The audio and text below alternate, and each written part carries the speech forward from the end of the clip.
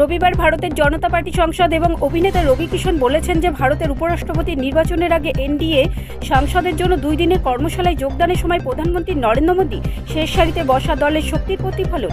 তিনি এক্স পূর্বে টুইটার এবং পটভূমিতে তার প্রধানমন্ত্রীর অনুষ্ঠানে একটি ছবি শেয়ার করেছেন এবং হিন্দিতে লিখেছেন, এনডিএ সাংসদের কর্মশালায় শেষ সারিতে বসা প্রধানমন্ত্রী শ্রী নরেন্দ্র মোদীজি বিজেপির শক্তি। এখানে সকলেই সংগঠনের একজন কর্মী।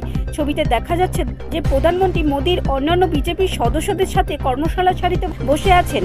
সূত্রে বরাত দিয়ে এনডিটিভিকে জানিয়েছে যে অনুষ্ঠানে পণ্য এবং পরিষেবা কর জিএসটি সংস্কারের জন্য বিজেপির সাংসদরা প্রধানমন্ত্রীকে সম্মানিত করেছেন। মিডিয়া সূত্র অনুসারে রবিবার শুরু হওয়া দলের 2 দিনের কর্মশালায় বেশ কয়েকটি অধিবেশন অন্তর্ভুক্ত রয়েছে, যার মধ্যে রয়েছে ইতিহাস এবং বিবর্তন এবং এর সংসদ সদস্যদের দক্ষতা বৃদ্ধির বিষয়ে পাঠদান। ব্যুরো রিপোর্ট, রাষ্ট্রীয় প্রসার বাংলা।